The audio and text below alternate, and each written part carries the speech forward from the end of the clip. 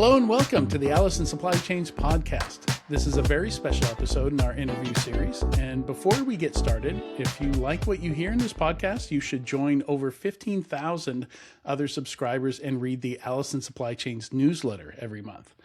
To subscribe, go to tenchisecurity.com, click on Insights and News, and then Allison Supply Chains newsletter. It'll take you over to LinkedIn where you can subscribe to it. Also, if you're listening to this, why not subscribe to the podcast? You're already here. The button's right there. Go ahead and click it. We'd also love to hear your feedback, so take a moment and leave us a review and a comment if you can do so on the platform you're using to listen or watch us on. And with that, let's get started. I'm your host, Adrian Sanabria, founder of the Defenders Initiative, and joining me is Alexandre Sieira, the CTO and co-founder of Tenchi Security. How are you doing? Super happy to be here in great company. I love when we do the extra episodes and we interview smart people. Today is going to be a treat.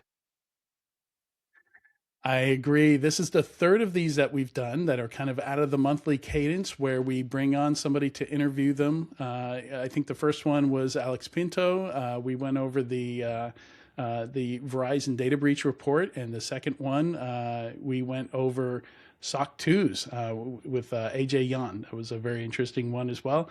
So I'm looking forward to this as well. This is something I hear a lot about. And very interested to dive into it with Tony. And today we are chatting with Tony Martin-Vegue, author of the upcoming book, Heatmaps to Histograms, a practical guide to cyber risk quantification, which both me and Alexandre have on pre-order. Doesn't mean you have to do it, but it is available for pre-order if you go look that up. And hopefully, fingers crossed, it will be available. Do it. What's that? Do it. Some subliminal advertising there. Yeah, hopefully Tony will have it with him at RSA as well. We were discussing the the hopes and prayers that the publishers get things done in time. So lovely to have you on the show, Tony. Just kicking off, maybe tell us a little bit about what brought you to writing a book. I think it's always interesting to discover what madness leads people to decide to put themselves at the whims of publishers and write and publish a book. And then, just a bit about what you do, who you are in the industry. Thank you for such a warm welcome, warm introduction, a warm welcome. And thank you both for having me. And thank you all the listeners for tuning in. And Adrian, it is madness. I think it aged me a couple years writing this book. I started out in IT and information security over 2 decades ago. And I started out like a lot of other people start out, doing sysadmin, pulling cables through fiberglass infested ceilings, just anything and everything to do with technology and computers. And I had a mentor that really pushed me into risk management, cyber risk management. And I was a little bit skeptical to begin with because I'm sure, a lot of the listeners know this, that when you start your journey in information security, it really benefits you to try to pick a subfield, right? Like, am I going to be a cryptographer or a red teamer, blue teamer, risk management, business continuity? Am I going to be in leadership? What do I want my specialty to be?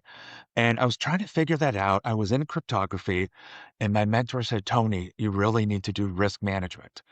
And, why is that? Why should I?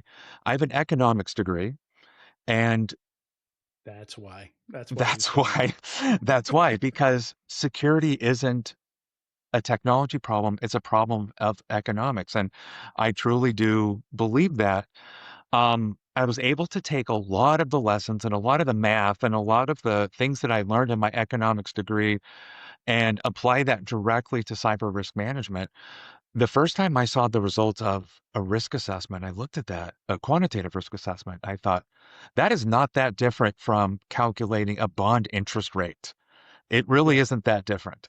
And then I just fell in love. And, fast forward many, many years later, I've built several cyber risk quantification programs at very large companies.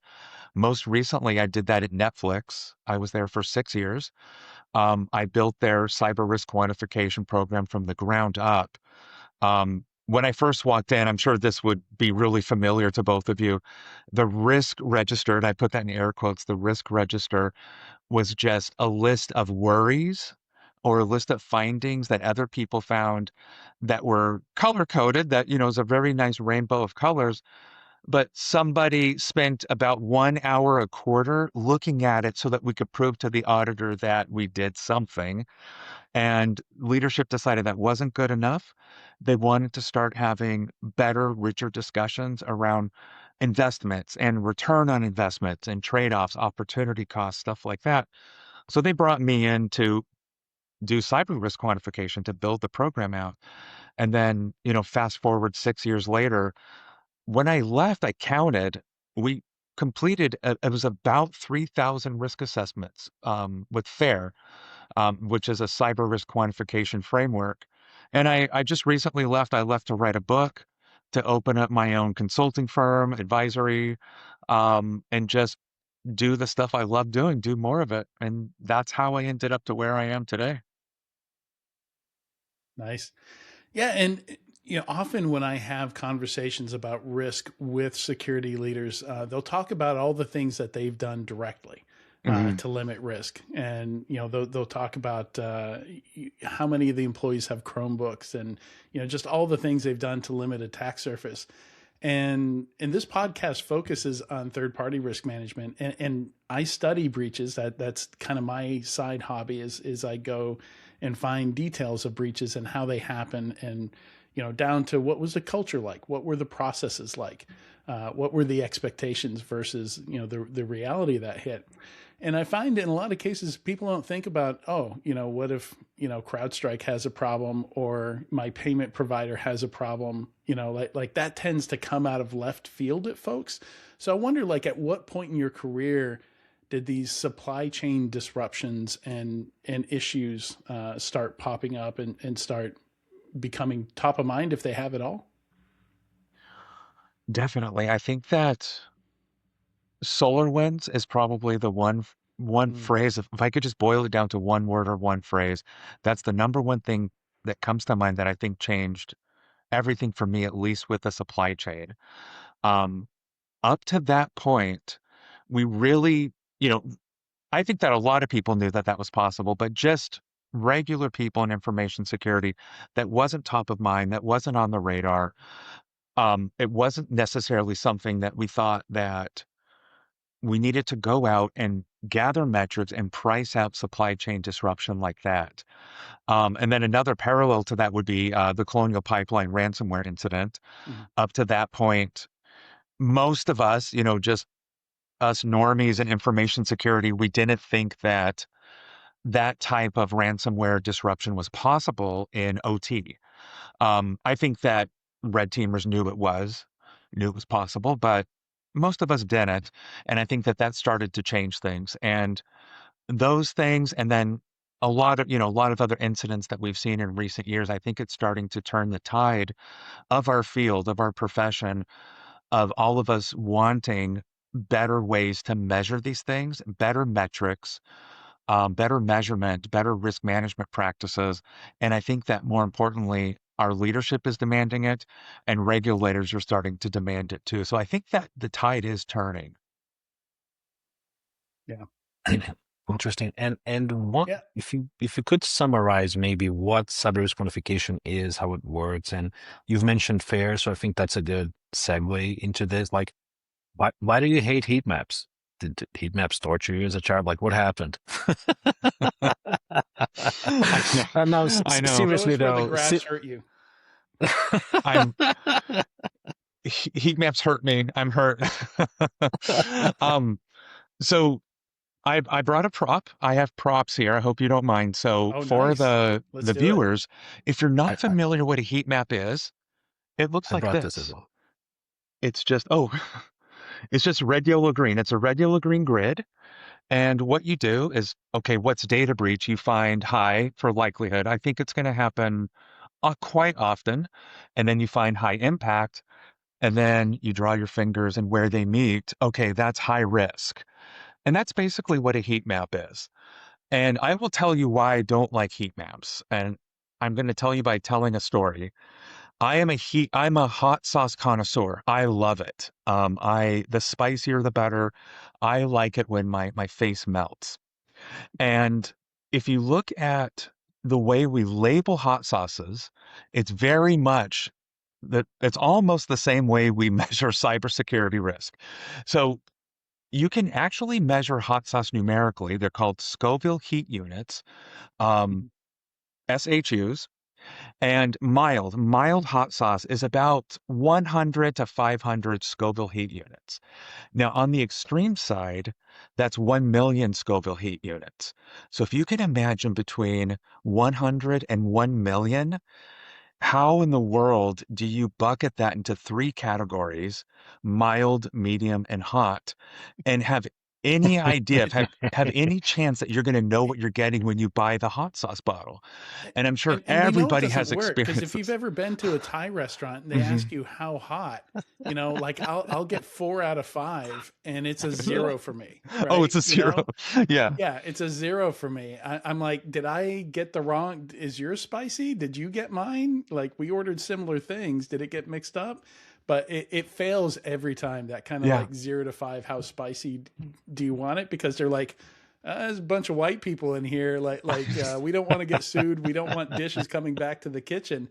So we better like err on the side of caution, right? It fails every time, right? I can't tell you how many times I've bought hot sauce that's hot, the hot variety, and sometimes it makes me cry, and sometimes, what is this? This is ketchup. Yeah, And yeah. we do the same thing with cyber risk. So if Scoville units go up to about 1 million, pepper spray's 5 million, so it actually goes higher than that. Mhm. And we do the same thing. So take data breach. If But I that were to shouldn't be ask, used as a food. You shouldn't be putting pepper spray. Like you I shouldn't know, be I know, adding it to your food. I know exactly. That's why it caps out at 1 million. Right. We do the same thing with data breaches. So if I were to ask you, what do you think a data breach would cost your company? And most people would say, well, it depends. It depends how many records were stolen, what were in the records. Do the regulators decide to throw the book at us and make an example out of us? Are we getting lawsuits? So there's a huge range of what could happen as a consequence of a data breach. And to take the label high, risk of a data breach is high, takes all that uncertainty that you have around the data breach, and you're compressing it. You're compressing it into a single label. So heat maps are not measurement. Heat maps are just simply labels. It's a category. And that's my problem with them. Um, Mm. we can't measure risk, and we have no chance at managing cyber risk in our organizations. And it's such a fast moving target with us, with this problem. We have no chance at doing this unless we improve the way we measure things. So I guess the natural question is in the title, it goes from heat maps to histograms. So I presume histograms do a better job here, and it would be natural to ask why that is. So this is a histogram. I hope everybody can see that. And you can imagine that this is data breach. So this sometimes it costs a lot. That's down here. Data breaches, if all your records are gone, the regulators throw the book at us. Sometimes it doesn't cost anything because it wasn't reportable to states attorney generals. So that's what I call the shape of risk. Risk has a shape. Sometimes it's very good, sometimes it's very bad. And by design, we're trying to forecast the future. And we just don't know the future. We're not fortune tellers. We don't have crystal balls. So to pretend that we have the answer, high, um, or medium or low, it it obscures uncertainty. It makes us feel good, but it really is false precision. And we have to be honest with ourselves and be honest with just the uncertain nature of cyber events and use stuff like histograms or loss exceedance curves, Monte Carlo simulations, stuff like that. so that we can just measure things honestly and be honest about our uncertainty and be honest about the level of ambiguity we have about the future. And for people who are just listening on audio and are not familiar with the term histogram, it's a classic data visualization where you're getting buckets. So the example Tony showed was on the x-axis, you have buckets of ranges for the losses of an event, I think it was. And then on the y-axis, you had like the number of incidents that fell into each of these buckets. So you see that the majority of events had very low losses, and then a tiny percentage of them actually had very high losses. Essentially, there's the bars get lower and lower as you move down to higher losses. So essentially, if I'm reading this right, Tony, like let's look at historical data, as accurate historical data as we can, and use that as the basis to assume probably the thing that has been happening in the past will happen, or maybe with small modifications, but at least it grounds us in reality, right? That's the point you're making. That's exactly the point I'm making. So we've had so many incidents in our space, so many cyber incidents. It's bad. I don't like that, but there is a silver lining to it. And it's that we have a lot of data of what these things look like. We have a lot of public data of what a data breach looks like. We know exactly what ransomware looks like in a lot of different organizations because they're public. Unfortunately, they have to report them to states attorney generals or SEC or to law enforcement. They have to disclose it in their 10K filings if they're a US publicly traded company. All of that data is available. So if one of your competitors or one of your peers has experienced a data breach or ransomware or phishing attack or fraud or outage or anything that you're concerned with, you can take that data and apply it to your organization and get a really good idea of what a data breach at your organization looks like. I haven't been in a serious car accident in almost 3 decades. I'm lucky. But I do know what a serious car accident would look like for me. I know what it could do to me physically. I know what it could do to my car because other people have been in them, and I can use that as base rate data. It's called base rates. We use that data and we can apply it to our situation and just try to make a forecast of what that situation would look like for us. So I know I don't need to be in a car accident in order to know that I need to wear my seatbelt, drive the speed limit. I have a car with ABS brakes, and it puts the brakes on for me if there's something in front of me. So I can put in mitigations, and I don't need to experience that myself. I can use historical data and peer data to get that. We use those same exact techniques in risk quantification. Right. And, you know, it sounds similar to like if you want to know what a property's worth, if you're selling your house, first thing you do when you have the conversation with the realtors, you look at comps, right? Mhm. You compare yours to other ones in the market, other ones around you. And, you know, it sounds like it's similar here where you look at peers, you know, who else in healthcare of our size has had a breach? What did that look like for them financially? Right. Exactly. Yep. And it seems And like the the I Alexandre, before you go, I just wanted to clarify one thing with the histograms. Like it seems like your output should be a range, right? It shouldn't be like a vague category like medium, right? Like it shouldn't be an exact number. It should be seems like it should be expressed as a range. Like that's what you would expect to see. Is that accurate? It's always a range, yeah. So if we'll just keep going with the data breach example. So um, the minimum amount just out of the door, as soon as the data breach happens, the cash register opens and money starts flying out the door, that's $100,000. And I'm just using these as examples. Now, Sure. the worst case scenario, we've lost all our records and we have tons of lawsuits and we've lost customers. That could be $50 million. So I don't want the leadership to lose sight of the worst case scenario. However, I think typically the typical value is probably going to be around 5 million. That's what our modeling is forecasting.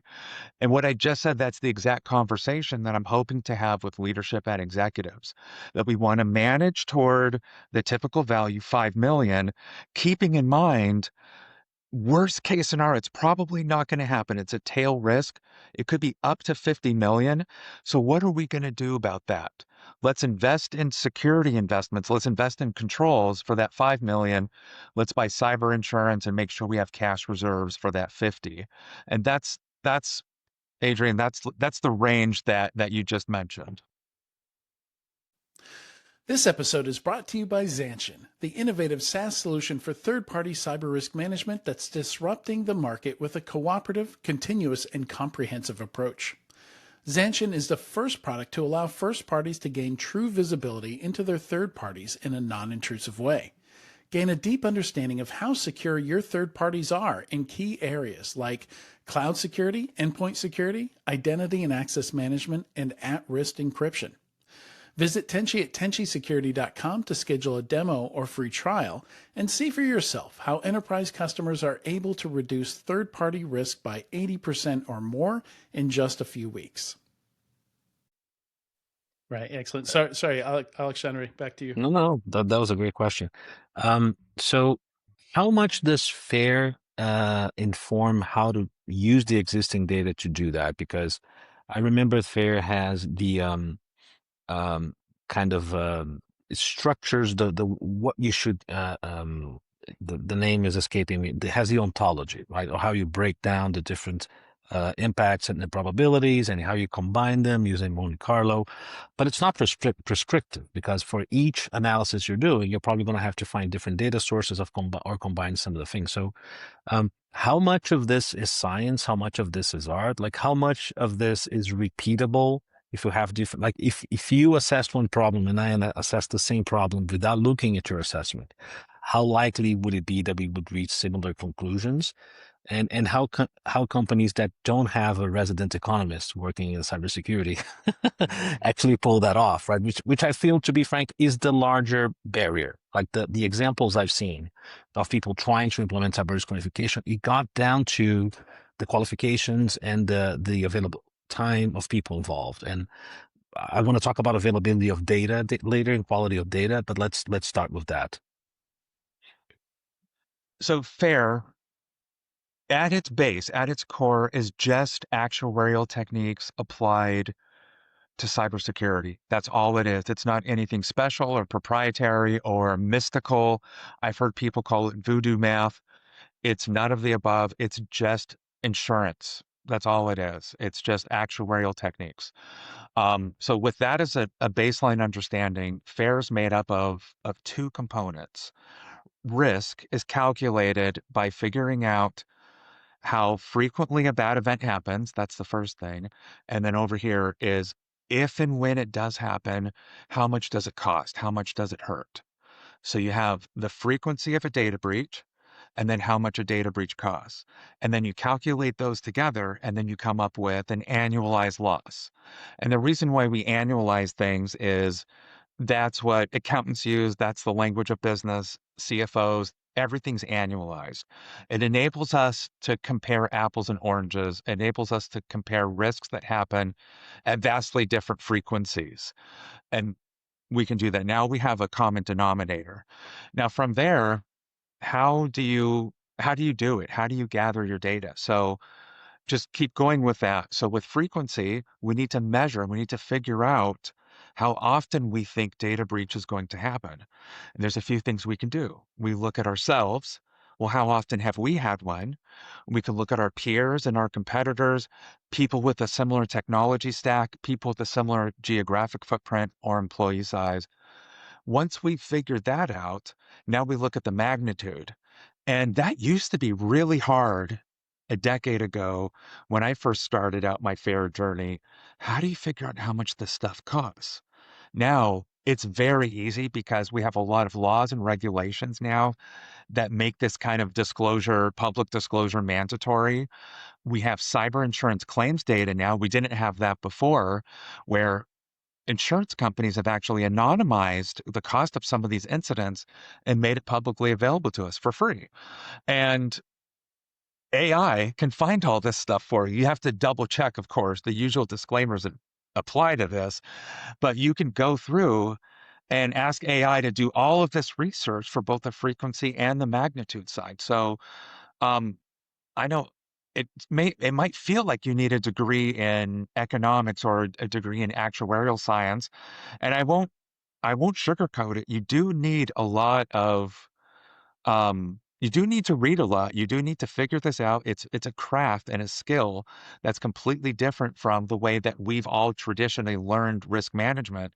It's different than that, but it is very knowable. It's learnable, and I actually think it's really good job security because on this here, the heat map, AI can make quick work of this. There's absolutely no reason for a human to be doing this anymore. AI can do this like that. With cyber risk quantification, it takes judgment and skill and craft, reasoning and rationality.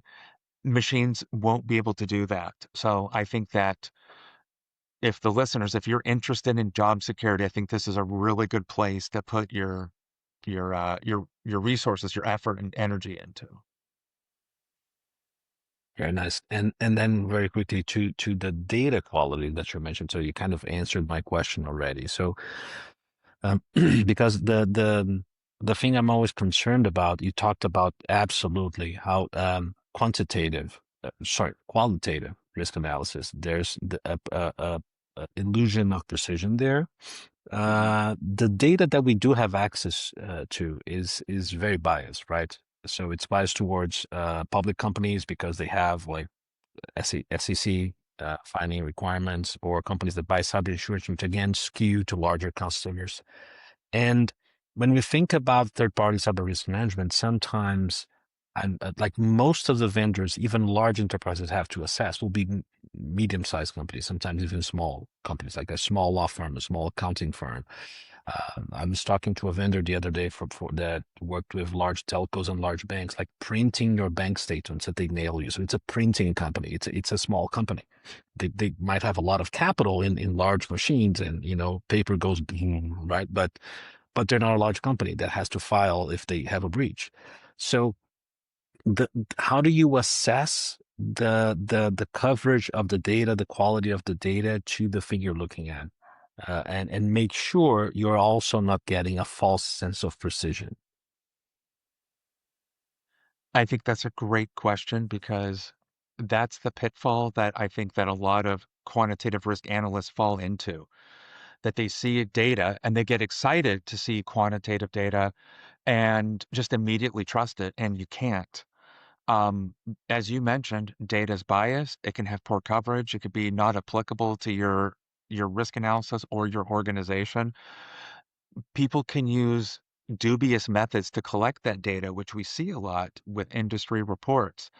I cover this a lot in my book. There's I use three data sources. I call it the three source framework, three data sources for collecting data for any risk analysis. And the three sources are basically external data, and that's data that's outside of your organization. You can get that through industry reports or looking at peers and competitors. And this gives you a really good idea of what's happening just in the industry in general. The second one is the internal view, and this would be what's happening inside of your company.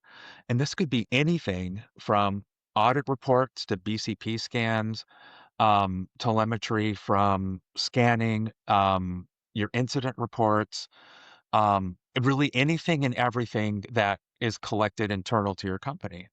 And then the last one is subject matter experts. Um, I'll give you an example of that. So if you're trying to figure out the frequency of a data breach, you can get external data to see how many times this has happened at your competitors.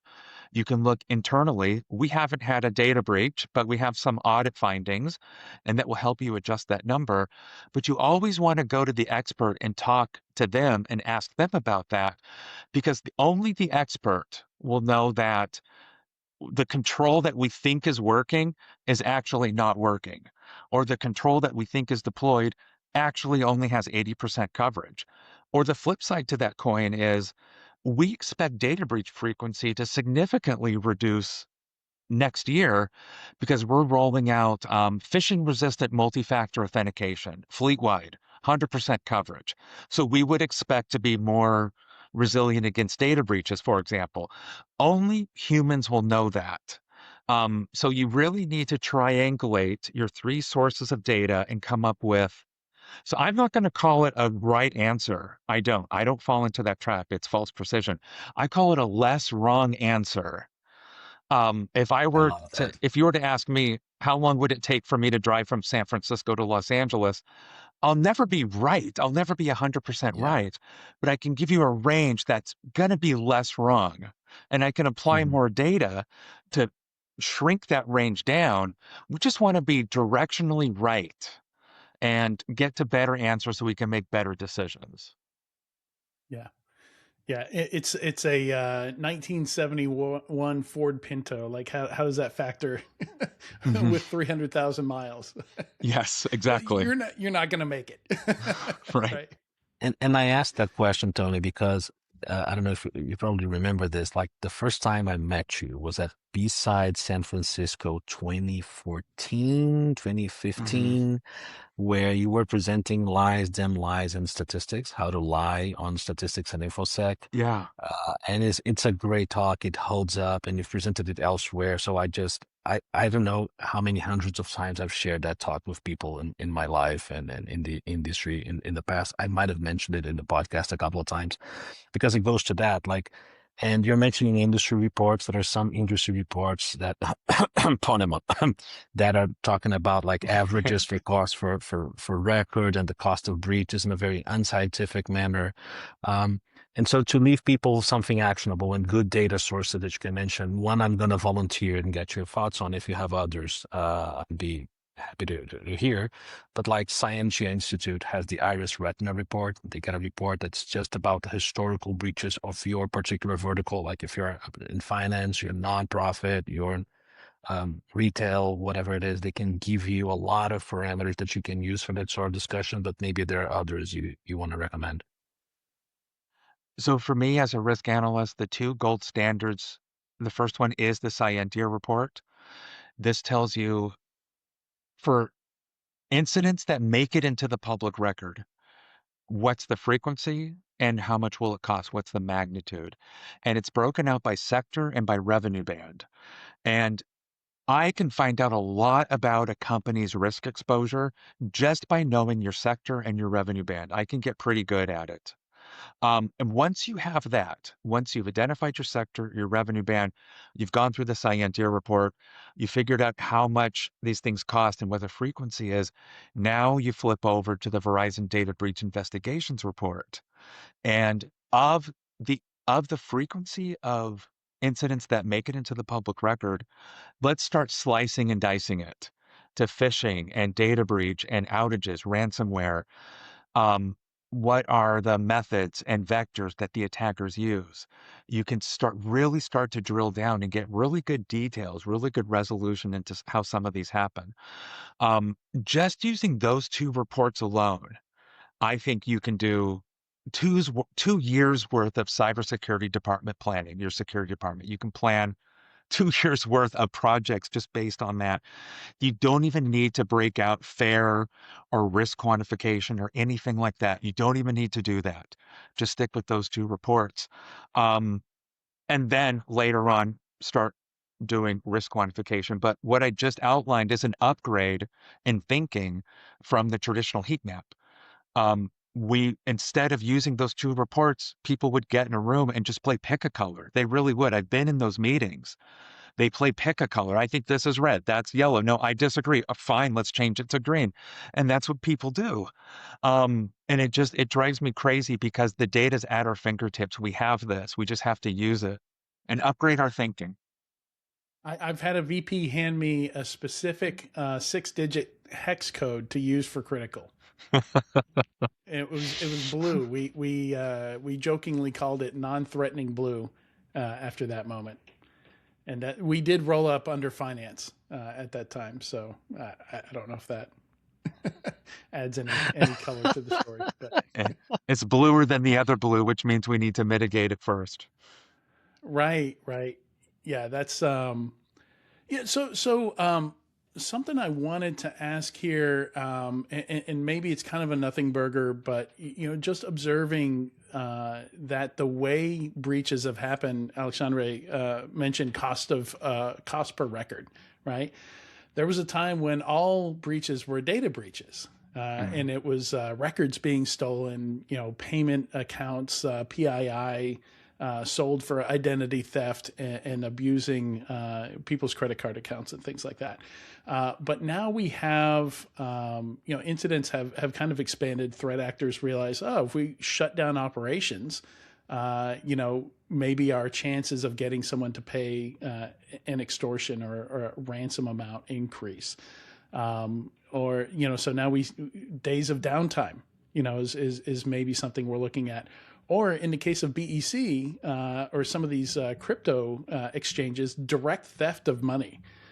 So does this just change the inputs that go into these calculations, and the method pretty much stays the same? Exactly. The method is exactly the same. We're just we're deriving the frequency, how often, whatever event it is you want to model, how often it happens, and if and when it does, how much it costs. And then from there, we do just standard scenario modeling and threat modeling on the frequency side, whether it's BEC, ransomware, types of fraud. I've done fair risk assessments that have nothing to do with information security. You just apply the same techniques to it, identify the bad thing that can happen to your organization, and then you just start decomposing it down into bite-sized measurable chunks. How much will incident response cost? How much will forensics cost? How much do we think we will get sued? And then if somebody says, well, we don't know how much we can get sued, we haven't been sued yet. Well, our competitor's been sued for the same exact thing. That's public record. And then you just get those, you piece them together, and then we articulate our uncertainty in ranges, of course, because we can't tell the future, and just model it. And I know I make it sound easy. It does take training. You need to figure out and train yourself how to do this because, as I mentioned before, it's completely different from how we've been trained traditionally in information security. But this definitely it's a growing field and a growing skill. So, I wouldn't. Alexandre, I don't know how much more you have, but I did want to dive into before we have to wrap here in maybe 5, 6, 7 minutes. The just model it bit. I wanted to dive into that a little bit and talk about tools and methods and stuff like that. But I also want you to get your questions out. So. Yeah, my last question was, so have you applied this logic or to, because the listeners here will probably be more focused on third-party cyber risk management. So I can very easily see how a large company will have better data sets about companies like themselves. As we just said, probably the data set skews towards companies that are more regulated and are larger, which happens to be a very big overlap with companies that are probably doing cyber risk quantification. But when we're talking about those same companies doing cyber risk quantification about their relationship with third parties, right? So they're interested in the impact to themselves of a third party having a breach, right? So you could say, okay, let's model incidents that have happened to large companies like ourselves because of third parties. I don't know if that data is always available, just question number one. And the likelihood of the breach is much more related to the third party than to myself. So have you gone through this mechanics? What's different? Does the data quality impact it more? Do you have any suggestions for people that might be listening, thinking, hey, I want to start this, I want to play around with this? How do I apply this to TPCRM? I think that's a great question because I think that this is a great use case for trying to understand third-party vendor risk or supply chain risk. I've done a lot of risk assessments, a lot of fair-based quantitative risk assessments on this exact use case. I think the big benefit here is that instead of the questionnaire being the goal, answering the questionnaire being the goal, we're translating vendor risk into business impact. So if we bring this vendor on board, what are the risks? And now you can weigh that with some of the opportunities. Onboarding vendors is a tremendous opportunity for every company. It's a great thing to outsource. It saves a lot of money, time. You can outsource skills. So I think it's a good thing. We can't lose sight of that we want to enable the business to move quickly, safely. But it carries risk, and we want to translate those risks into business impact. And then from there, once you've done enough of those, we're not using like inherent risk scores or categorization or labels. We're prioritizing vendors by loss exposure. What are we worried about if we onboard vendor X? Data breach. We're worried about fraud. We're worried about outage. We're worried about data misuse, data mishandling. Take each one of those worries and quantify them. So we think with fraud, it's going to happen once every 20 years, a 5% probability. This is how much it will cost us. Is it worth it? We're going to gain something by onboarding this vendor. So does the benefit outweigh the cost? Now you will notice if you bring that data in the room, you're going to have much richer discussions about trade-offs, opportunity cost, return on investment, helping the business go fast. So instead of being the department of no and oh, we're going to be a business enabler, and people will start to see you differently. I think that if you just improve your measurement capabilities. Yeah, I think it also helps people emotionally and mentally prepare for some of these events when they do happen. If you knew that there was a probability of it happening, because we do see some, illogical responses, some very emotional responses sometimes to some of these events where, yeah, clearly like it hadn't occurred to them that this could happen, or, maybe not for so long, like seeing a car manufacturing line down for 2 months. I think that was probably outside the bounds of anybody's Yes. calculations, and particularly the 5,000 suppliers that are dependent on them, right? And Right. they're most of those are probably too small to have done any of these calculations. Yeah. Just to use an example. So I did want to dive a little bit more. When you talk about doing the measurements, it's should we feel dirty if we use Excel, or should we feel okay about it? Do we need Tableau? Do we need, is Power BI okay? Like where are people doing these things? There are some cyber specific ones out there too. Brinqua, right? Stuff like that. Where do you see people successfully doing these calculations? And Hopefully, if people think this sounds too hard, I want my answer to be a pep talk. I think that where you should start is just with a piece of paper and a pen, and just upgrade your thinking. When somebody says data breach, don't do a knee-jerk reaction and say, that's high risk, and then move on with your day. Really start to figure out what are the factors that are driving data breach at my company. How often do I think this would happen? And if and when it did, how much would it hurt? And then just upgrade your thinking. And when you're ready to start to put numbers to that, just use Excel or use Google Sheets. If you know how to use a random number generator in Sheets or Excel, it's RAND, that's it, RAND. yeah, You know how to do a Monte Carlo simulation. It's that easy. There's tutorials out there. My book tells you how to do it. Or don't buy my book. Just ask ChatGPT. It will tell you how to do this. Um, and then once you've done a couple analyses and you've really shown the business that you can make better decisions with this. You've shown the value of this. You've proven it to yourself. You've you've gotten a couple analyses under your belt and you've honed your skills. Then you can think about bringing on a vendor that does this for you. But I would put that at year one, year 2 or 3. I would just start with upgrading your thinking and then just use whatever's freely available to you. I love it. All right, so that's all we have time for here, Tony. Where do people find the book? Where can they pre-order it? It's on Amazon pre-order from Heatmaps to Histograms. So I would appreciate any pre-order. Or you can go to my website, heatmapstohistograms.com, and you can get links to Amazon and Barnes and Noble. You can buy direct from the publisher, from Springer Nature. It's also available wherever you buy books. Please, if you have the opportunity, support your local independent bookstore. I'm a big believer in that.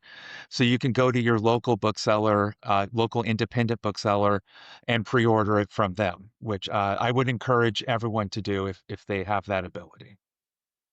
And it sounds like you'll be, if anybody wants to get their book signed, maybe it'll be at the RSA bookstore. And it sounds like you're going to be there. Are you going to be speaking at besides SF or RSA at all? I'll be at RSA. I'll be at the fair seminar at RSA. So if you're there, please stop by and say hi. I'm trying to get a book signing set up for RSA bookstore, but I'll definitely be at Black Hat in August with a lot of events, and you can get free copies of the book there. Nice. Excellent. Well, Tony, thank you so much for joining us today. Really enjoyed this conversation. Me too. Thank you both so much for having me. I enjoy it. I love talking about this. If you couldn't tell, we could. This could have been a 2-hour, 3-hour conversation easily. Yeah, yes, that was awesome. Thank you very much. Easily, we had more questions for sure, but part 2 at some point maybe. that'd be great. Yeah.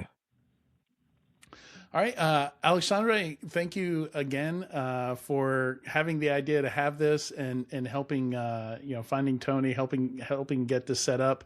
I really like throwing these into the podcast to mix things up from our normal news discussions. So thank you for that as well.